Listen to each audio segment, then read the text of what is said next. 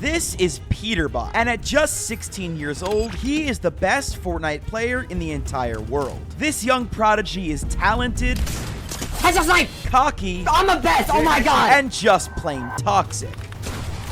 Oh my god! Kiss your ass now. However, he wasn't always like this. Today, I'm going to talk about Peterbot's journey to the top of competitive Fortnite, and more importantly, what might just be his downfall. But before we get to the toxicity, the cheating accusations, and the controversy, we have to go all the way back to the beginning of Peterbot.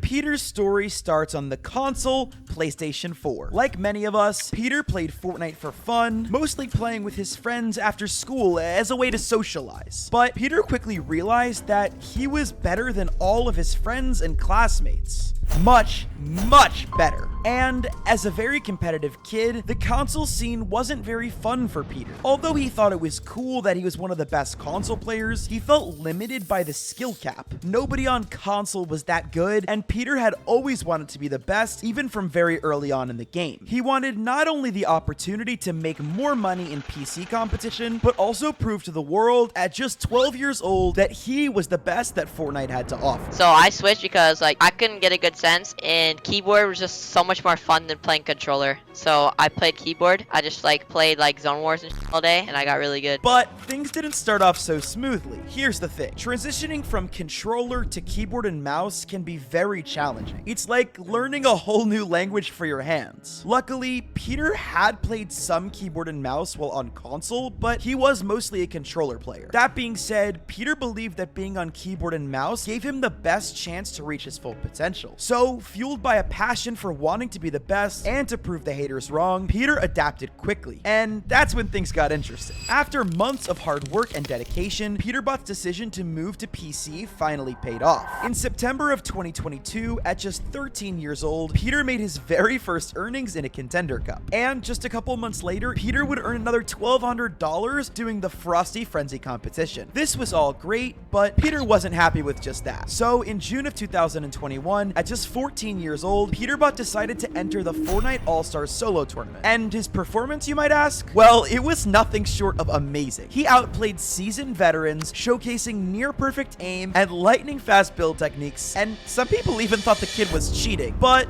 we're gonna get to that later. You see, this wasn't just a good showing for Peter, this was a breakout moment. The young prodigy finally showed the world that he was on his way to becoming one of the greatest Fortnite players in the world. Finishing 8th place, Peter earned $18,000, which is such a crazy amount of money for just a 14-year-old to win. And the wins just kept rolling in, and so did the prize money. Peterbot, still barely a teenager, was making tens of thousands of dollars. And perhaps more importantly, however, this All-Stars performance put Peter on the map, and suddenly the world's best pro players wanted to team up with him in tournaments. As good as Peter was in solos, he even more so thrived off of team game modes. He wasn't the lone wolf type. He understood the power of working as a group to compete and get better. And at this point in his career, he started teaming up with talented players who complemented his skill set. Right after All-Stars, I played with the same people for I played my same partners last season, but we didn't do good, and then P God hit me up, and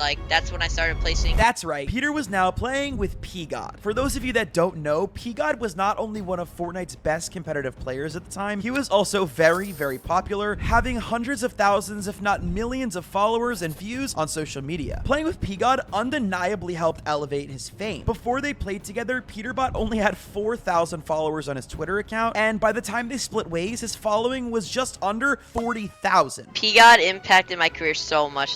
He helped me. He helped my career so much. I had 4,000 followers when I started playing with him. I have 40, almost 40K on Twitter now, and I appreciate it a lot. Along with their new cracked controller player trio TK, they were ready to prove everyone wrong. You see, Peterbot was no stranger to being the underdog. Peter was a nobody in the Fortnite community just 6 months ago, and now he was playing with some of the world's best players on the biggest stages. Leading up to FNCS just weeks before the qualifier, this dynamic trio won their first cash cup together and added another $600 to Peter's earning list. Let's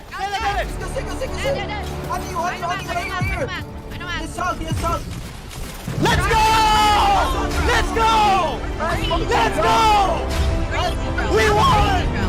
Following this Cash Cup win, the trio put on an absolute show in the FNCS qualifiers, finishing first place and surprising much of the Fortnite community along the way. Despite their amazing performance in the qualifiers, however, Peterbot and his trio just missed out on the top 10 in grand finals, finishing 11th out of 33 teams and earning $2,300. And although they had seen some early success, the trio was short-lived. To the surprise of many of his peers and fans, Peter decided he didn't want to continue playing with Peterbot and TK following that FNCS. This, however, caused Peter to get some backlash from the community, and people went as far as to call him ungrateful because he had left Peterbot, who had taken a chance on him as a young player. That being said, Peterbot himself never said anything bad about Peter, and the two seem to still get along to this day. But Peterbot's decision would later come back to haunt him. When asked about his decision to leave the trio, Peterbot said that, along with other factors, they split because he wanted to get his then drop spot Craggy uncontested. The only reason I really split was because I wanted to get uncon and grands. For those of you that don't know, a huge part of performing and placing well in these large tournament lobbies is having an uncontested drop spot. Simply put, if nobody is fighting you off the spawn of the match, you have a much better chance of placing highly in each match and in the tournament as a whole. With all of this in mind, Peter decided to team up with two veteran players, Bucky and Macwood, who had both qualified for the much larger Fortnite World Cup. At the time, both Bucky and Macwood were regarded as two of Fortnite's best players, and they were excited to play with a young and hungry Peterbot. Peter, of course, wanted to play with good players, but also wanted to prove that with an uncontested drop spot, he could place much better than 11th place. But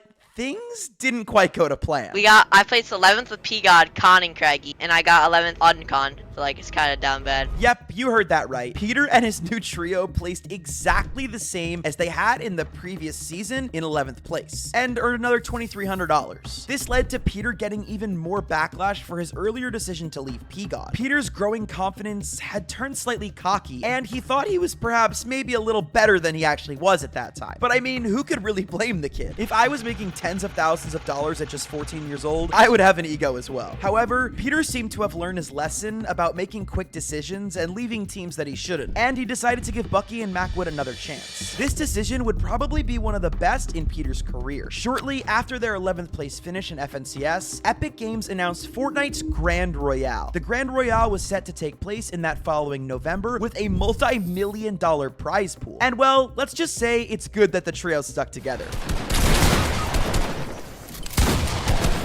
Right there. Right. Nice. Get the full. You have to get the full. Nice, bro. Box up. Cool.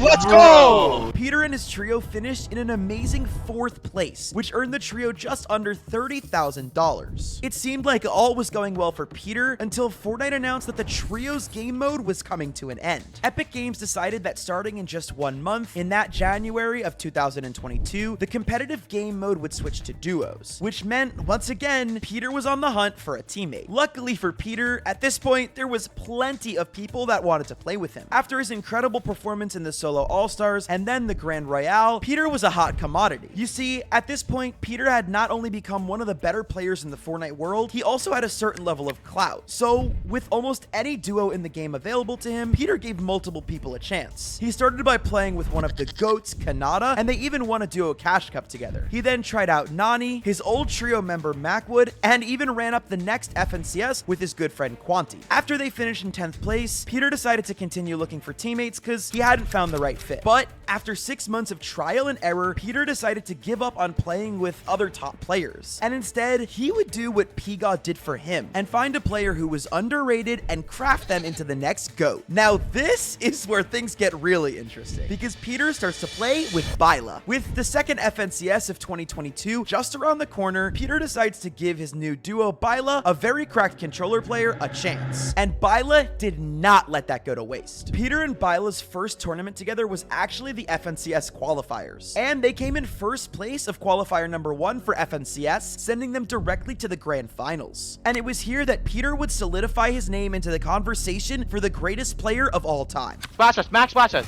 I'm not, no more. Chill. Drop low. Let's go! We're so good, bro! Finally, Peter had done it. From an awkward console kid to an FNCS champion in less than 2 years. Peter had done what he wanted and proved the haters wrong, right?